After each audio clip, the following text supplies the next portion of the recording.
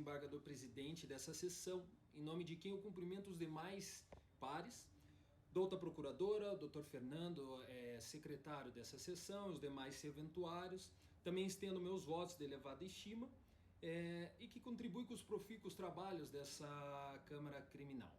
Excelências, trata-se de uma apelação em que eu trago em minha sustentação 2 pontos.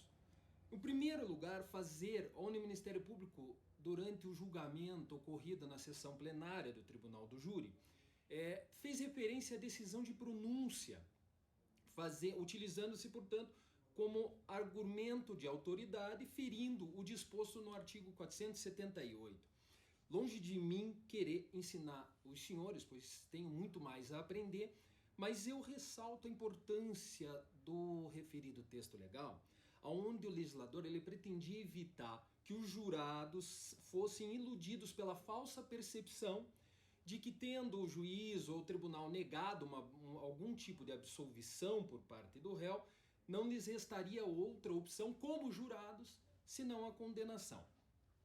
Chamo aqui a atenção para um trecho da própria réplica apresentada pelo ilustre representante do Ministério Público, em que ele destacou nas suas contrarrazões. Peço vênia para leitura.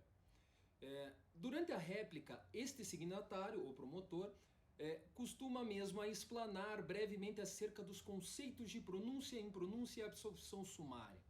Ocasião em que, quando da abordagem à terceira figura, absolvição sumária, assevera algo parecido com a frase constante na ata de julgamento, qual seja, o que este procurador fez constar: se o processo passou pelo juiz e pelo tribunal, o réu não tem que ser absolvido. Isso se encontra, excelência, na página 9 das contrarrazões à apelação apresentadas pelo Ministério Público. Veja, excelências, o Parquilha, nas próprias contrarrazões, ele praticamente confessou a sua fala. Eu chamo a atenção que esse procurador registrou, junto ao secretário e à magistrada, presidente da sessão, de forma fidedigna, tudo o que fora dito, palavra por palavra. E da própria ata, da análise da própria ata, nós podemos constatar que o Ministério Público nada registrou nesse sentido, quanto o que for alegado pela defesa.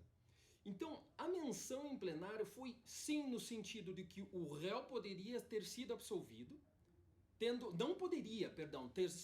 ser absolvido pelos jurados, tendo em vista a decisão de pronúncia e o acórdão no recurso em sentido estrito.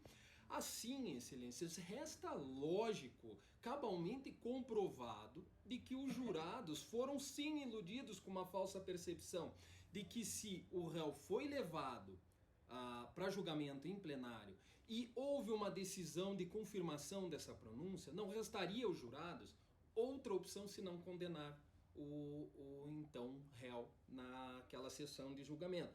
E outra demonstração, outra prova disso foi o apertado placar de julgamento, que, salve melhor engano desse advogado que sustenta, foi de 4-3.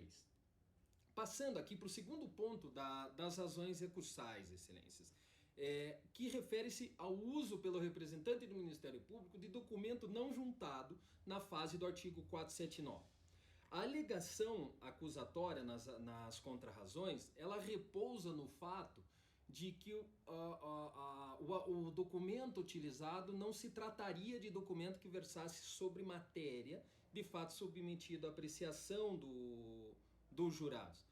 Ora, excelência, toda a sustentação defensiva, incluindo toda a documentação juntada na fase do artigo 479 por parte da defesa, versa sobre a tese de que a vítima fornecia drogas para uma testemunha nesse processo, que seria o senhor Douglas, que fazia a traficância e a comercialização das drogas na região.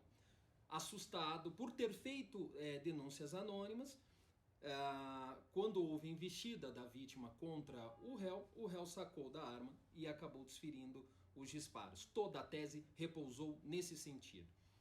Então, com isso, com base na narrativa de todos, absolutamente todos os agentes de segurança que foram ouvidos, testemunhas nesse processo, ouvidos na fase de pronúncia e em plenário, a leitura do documento que não constava no processo reside na ficha criminal da testemunha Douglas.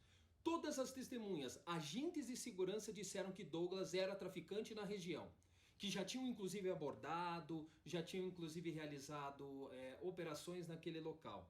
Quando o Ministério Público traz a presença dos jurados, um documento que só o promotor, na razão da sua função, tinha acesso, porque a defesa não tinha acesso ao oráculo da testemunha, inovando assim seu julgamento, mostrando que não existia condenação transitada e julgado, dizendo que a testemunha não era traficante na região.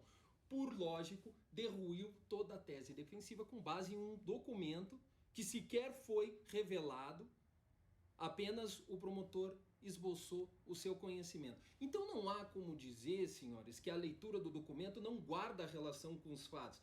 Eis que a testemunha tem relação com os fatos. É a única testemunha e estava envolvido na trama, nas ameaças ocorridas por parte da vítima contra o réu. Portanto, restou sim, aos olhos da defesa, infringida a regra prevista no artigo 479 do Código de Processo Penal.